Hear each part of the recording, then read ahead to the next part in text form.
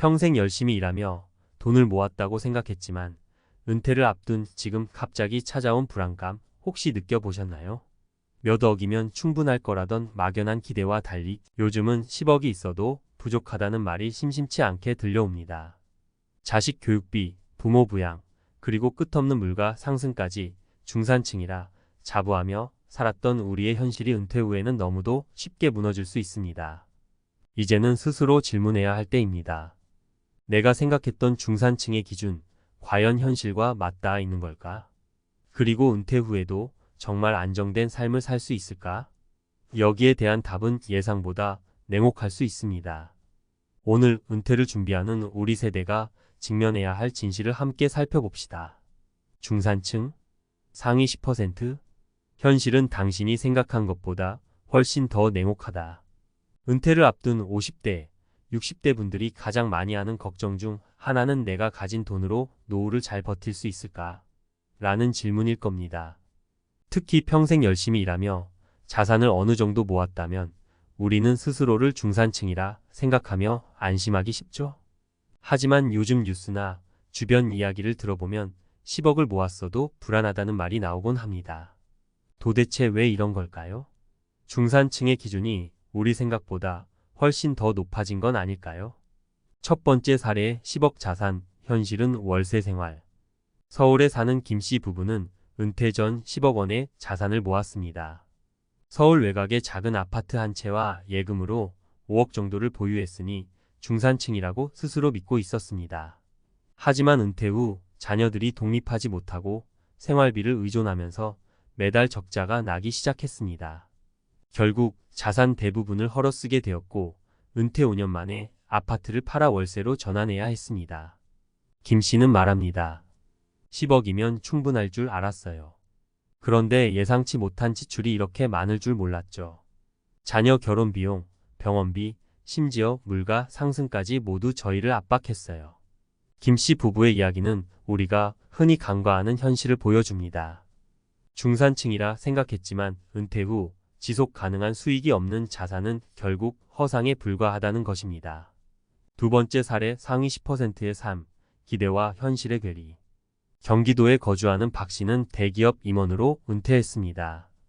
상위 10%에 해당하는 연봉과 퇴직금을 받았던 그는 은퇴 후에도 풍족한 삶을 누릴 거라 생각했습니다.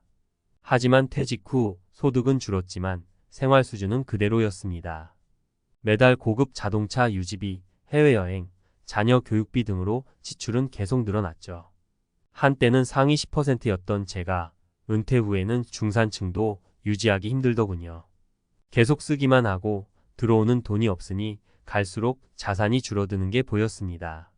박 씨는 결국 생활 수준을 대폭 낮춰야 했지만 이미 소비 습관이 고착화된 상태라 적응하기 쉽지 않았습니다. 그의 사례는 상위 10%라고 해도 소득 없이 자산만으로는 안정적인 노후를 보장할 수 없다는 것을 보여줍니다. 세 번째 사례 은퇴 후 무너진 농촌 이민의 꿈. 이 씨 부부는 도시 생활을 접고 은퇴 후 농촌으로 내려갔습니다. 작은 전원주택을 마련하고 텃밭을 가꾸며 소박한 삶을 살 계획이었죠. 하지만 현실은 달랐습니다. 예상치 못한 집 수리 비용과 농기구 구입 그리고 고령화로 인한 병원비 증가가 이들을 압박했습니다.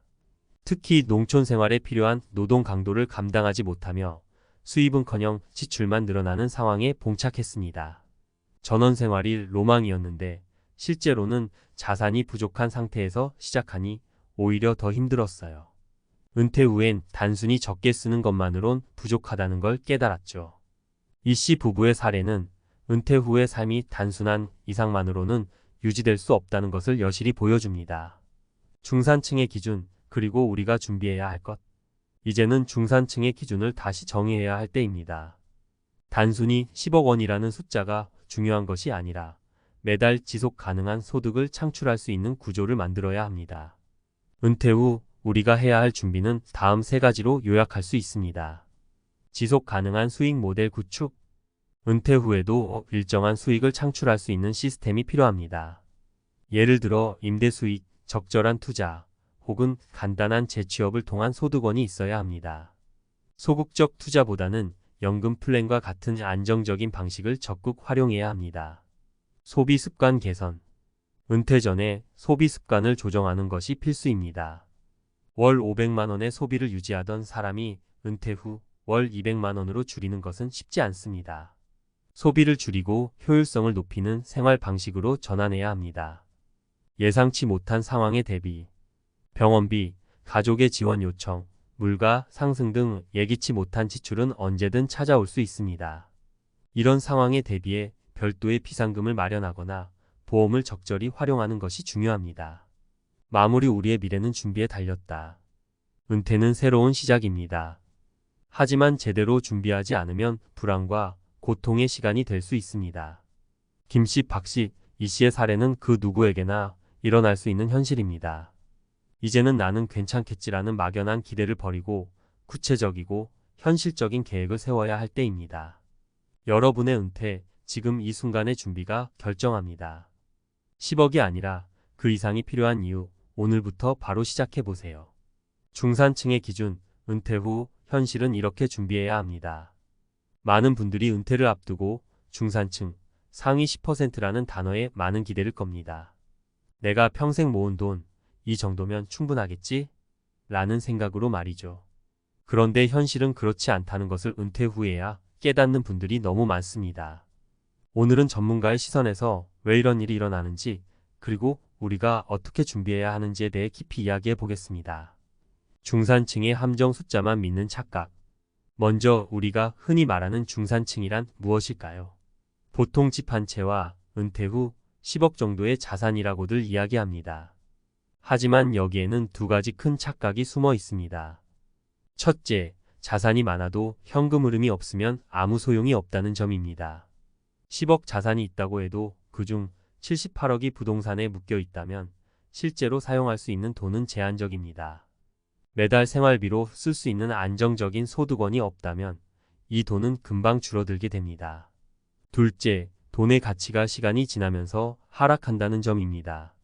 물가 상승률을 간과하는 경우가 많은데 은퇴 시점에는 1억 원으로 살 수 있었던 것이 10년 후엔 5천만 원 수준의 구매력으로 줄어듭니다. 이것이 바로 숫자만 믿는 착각의 무서운 결과입니다. 사례 1. 은퇴 후 상위 10%에서 탈락한 임원. 대기업 임원 출신의 A씨는 상위 10%에 속한다고 믿었습니다. 퇴직금과 부동산, 주식 등 자산만 15억 원에 달했으니까요.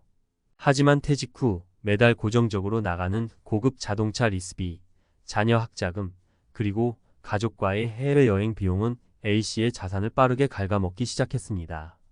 10년이 지나자 A씨의 자산은 5억 원도 채 남지 않았고 결국 더 작은 집으로 이사를 가야 했습니다. 그는 말합니다.